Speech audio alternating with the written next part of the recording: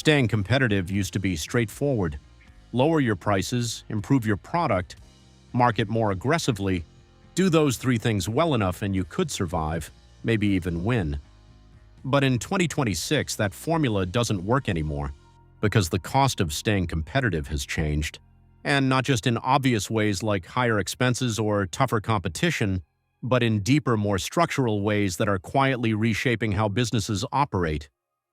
The reality is this: competing today is more expensive, more complex, and more demanding than ever before, and most companies are underestimating just how high the real cost has become. Let's start with the most visible piece: rising operational costs. Everything costs more now. Labor is more expensive. Raw materials fluctuate constantly. Energy prices remain unpredictable. Logistics are still more fragile than they used to be. Even basic business functions, like compliance, insurance, and software, are steadily getting more expensive. But here's the key point: these costs aren't temporary spikes, they're becoming the new baseline, which means companies can't just wait it out. They have to build strategies that work in a higher cost environment. And that's where the real pressure begins. Because staying competitive now requires more than just covering those costs. It requires investing on top of them. One of the biggest hidden costs is technology. In 2026, technology isn't optional, it's foundational. Companies are investing in AI systems, automation tools, data infrastructure, cybersecurity, cloud platforms, and advanced analytics. These aren't one-time investments, they're ongoing commitments. Software subscriptions, system upgrades, integration costs, maintenance, security, these expenses stack up quickly. And if you don't invest, you fall behind. That's the reality. Because your competitors are investing, and that creates a constant pressure to keep up. Another major cost is talent. The workforce has changed. Businesses don't just need employees, they need highly skilled, adaptable people who can work with advanced systems, analyze data, and operate in complex environments.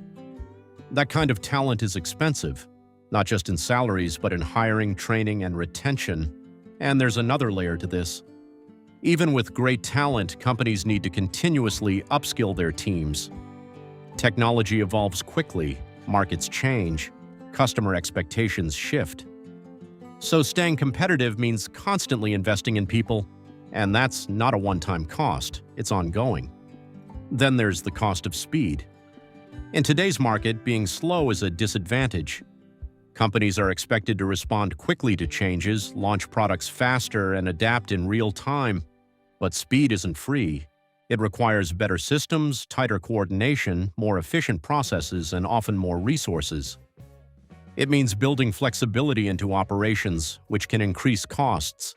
It means holding inventory closer to customers, maintaining backup suppliers, investing in faster logistics.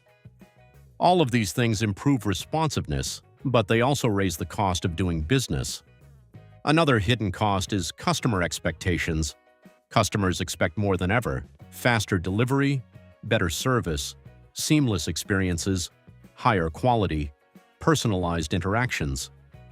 Meeting these expectations requires investment, better support systems, more advanced platforms, improved product development. And here's the challenge: customers expect more, but they don't always want to pay more. So companies have to absorb some of these costs while still trying to maintain margins. That creates pressure, and that pressure forces businesses to become more strategic. There's also the cost of differentiation. In crowded markets, it's not enough to be good, you have to stand out. And standing out is expensive. Branding, marketing, product innovation, customer experience all require investment. You can't just compete on price anymore. You have to compete on value. And building that value takes resources. There's also a risk cost. The environment is more uncertain.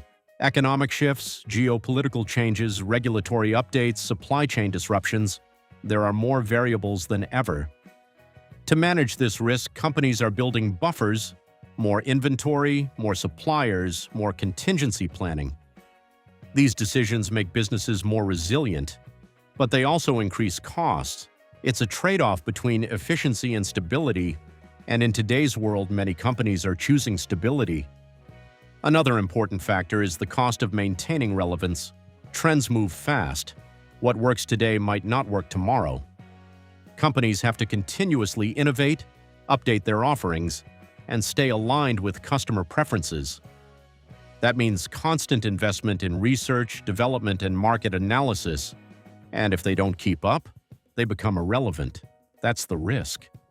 So the cost of staying competitive isn't just about maintaining operations, it's about constantly evolving. There's also an internal cost that many companies don't fully recognize: decision-making.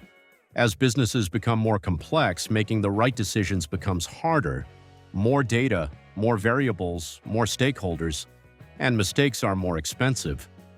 So companies are investing in better analytics, better leadership structures, and better processes to improve decision-making. Because in a high-cost environment, bad decisions hurt more, a lot more. When you put all of this together, a clear picture emerges.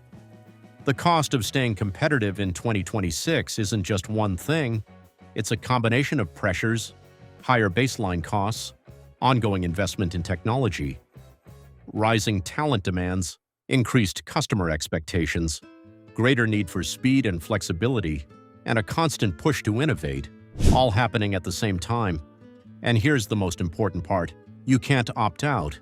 If you don't invest, you fall behind. If you cut too much, you lose capability.